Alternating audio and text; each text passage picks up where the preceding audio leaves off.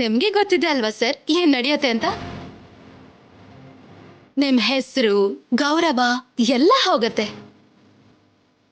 ನಿಮ್ student come ಮದ್ವೆ ಆಗೋ ಹುಡುಗಿ ರಾಜಲಕ್ಷ್ಮಿ ಇದ್ದಾಳಲ್ವಾ, ಅವಳ ಮುಂದೆ ನಿಮ್ ಮರ್ಯಾದೆ ಹೋಗತ್ತೆ.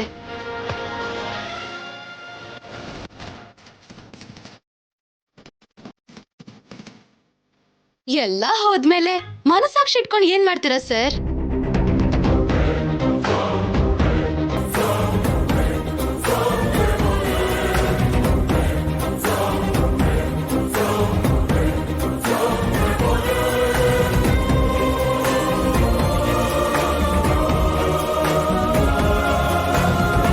ಅದಕ್ಕೆ ನನ್ ಮಾತ್ ಕೇಳಿ ಸರ್. ಇಷ್ಟ ಇಲ್ದೇ ಇದ್ರು ಕೂಡ ಈ 4 ಗೋಡೆ ಮಧ್ಯೆ ನನ್ ಬಗ್ಗೆ ಒಂದ್ 4 ಮಾತ್ ಹೇಳಿ ಹೋಗ್ಲಿ, ನನ್ ಗೌರವ ಉಳಿಸಿ ಸರ್.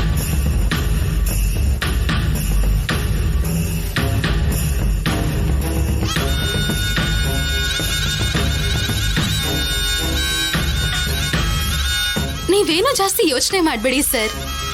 ನನ್ ಬಗ್ಗೆ ಹೇಳೋ ಈ ಮಾತುಗಳನ್ನ ಈ 4 ಜನರ ಮಧ್ಯೆನೇ ಇರತ್ತೆ. ಆದ್ರೆ ನಾನೇನಾದ್ರೂ ಆ ಫೋಟೋಸ್ನ ಲೀಕ್ ಮಾಡಿದ್ರೆ ಅದ್ ನ್ಯೂಸ್ ಆಗಿ ನ್ಯೂಸೆನ್ಸ್ ಆಗಿ ಎಲ್ಲಾ ಕಡೆ ವೈರಲ್ ಆಗ್ಬಿಡತ್ತೆ. ಆಮೇಲೆ ನಿಮ್ಮಿಷ್ಟ.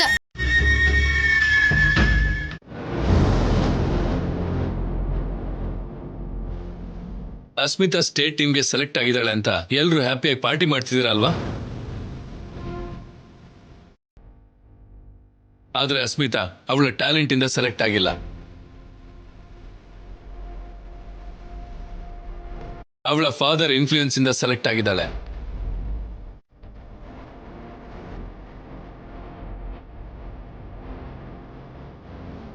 ಹಾಗಂತ ಕೆಲವರು ಡೌಟ್ ಪಟ್ಟಿರ್ಬೋದು. ಅವರಿಗೆಲ್ಲ ನಾನು ಹೇಳೋದು ಏನು ಅಂದ್ರೆ, ಅಸ್ಮಿತಾ ಇನ್ಫ್ಲೂಯೆನ್ಸ್ ಇಂದ ಅಲ್ಲ, ದುಡ್ಡಿಂದ ಅಲ್ಲ, ಕೇವಲ ತನ್ನ ಟ್ಯಾಲೆಂಟ್ ಇಂದ ಸೆಲೆಕ್ಟ್ ಆಗಿದ್ದಾಳೆ.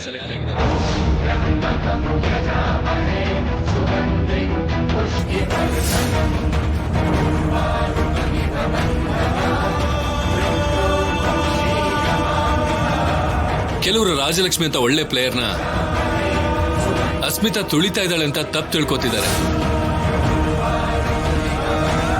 ಅವ್ರಿಗೆ ನಾನು ಹೇಳೋದೇನಂದ್ರೆ, ಅಸ್ಮಿತಾ ರಾಜಲಕ್ಷ್ಮಿಗಿಂತ ಒಳ್ಳೆ ಪ್ಲೇಯರ್.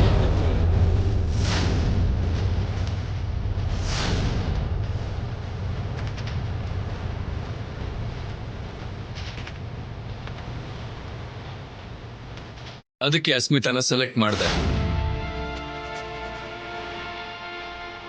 ಅಸ್ಮಿತಾಗೆ ಈ ಗೌರವ ಸ್ಟೇಟ್ ಟೀಮಲ್ಲಿ ಪ್ಲೇಸ್ ಕೊಂಡ್ಕೊಂಡು ಬಂದಿದ್ದಲ್ಲ, ಅವಳು ಕಷ್ಟಪಟ್ಟಿದ್ದಕ್ಕೆ ಬಂದಿದ್ದು.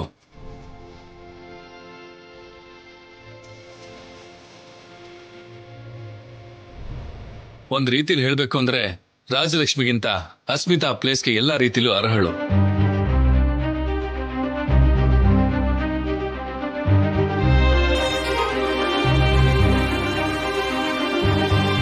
ಅಸ್ಮಿತಾ ಪ್ಲೇಸ್ಗೆ ಎಲ್ಲಾ ರೀತಿಲೂ ಅರ್ಹಳು.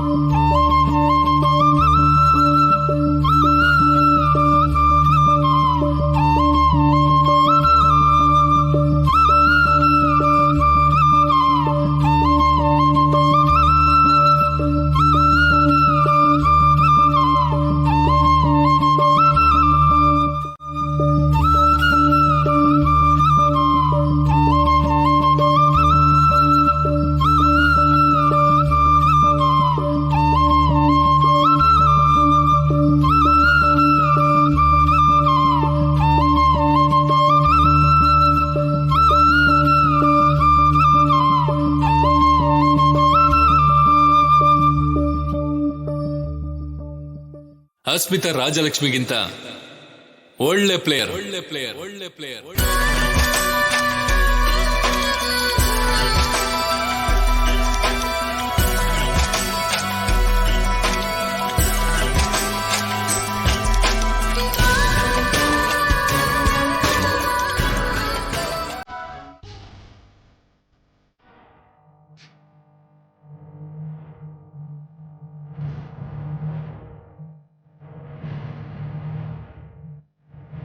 ಅಸ್ಮಿತಾ, ಎಂತ ಪ್ಲಾನಿಂಗ್ಗೆ, ಎಂತ ಟೈಮಿಂಗ್ ನಿಂದು? ಕೋಚ್ ಮೈಕ್ ಹಿಡ್ಕೊಳ್ಳೋ ಟೈಮ್ಗೆ ಆ ರಾಜಲಕ್ಷ್ಮಿ ಇಲ್ಲಿ ಕಾಲಿಟ್ಲು. ನೀನ್ ಅನ್ಕೊಂಡಾಗೆ ಎಲ್ಲನೂ ಕೇಳಿಸ್ಕೊಂಡ್ಲು. ಕೋಚ್ ಮಾತ್ಗೆ ಮೈಂಡ್ ಬ್ಲಾಕ್ ಆಗಿ ಕಣ್ಣೀರ್ ಹಾಕೊಂಡು ಹೊರಗಡೆ ಹೊರಟೋದ್ಲು.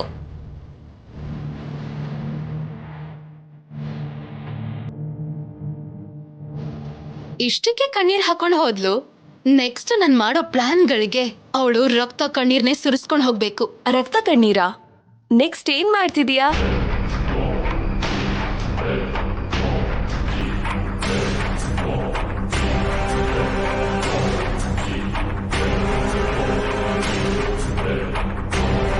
ಏನೇ ಇದು?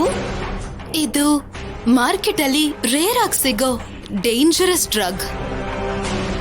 ಇದನ್ನ 3 ಡ್ರಾಪ್ಸ್ ಯಾರಿಗಾದ್ರೂ ಕೊಟ್ರೆ ಆ ಮನುಷ್ಯ ಬೇರೆ ಮನುಷ್ಯನಾಗಿ ಬದಲಾಗ್ತಾನೆ. ಆಗ ಪೂರ್ತಿಯಾಗಿ ನಾವೇನ್ ಹೇಳ್ತೀವೋ ಅದನ್ನೇ ಮಾಡ್ತಾನೆ. ಸಾಯಿಸು ಅಂದ್ರೆ ಸಾಯಿಸ್ತಾನೆ, ಸತ್ ಹೋಗು ಅಂತಂದ್ರೆ ಸತ್ ಹೋಗ್ತಾನೆ ಅಂತದಿದು. ಇದನ್ ಕೊಟ್ಟು ಒಬ್ಬ ಮನುಷ್ಯನ್ನ ನಾವಿಷ್ಟ ಬಂದಾಗ ಆಡ್ಕೋಬಹುದು, ಆಟ ಆಡ್ಸ್ಲೂಬಹುದು. ನನಗ್ ನಂಬೋಕೆ ಆಗ್ತಿಲ್ವೇ? ಹೌದಾ? Wait and watch.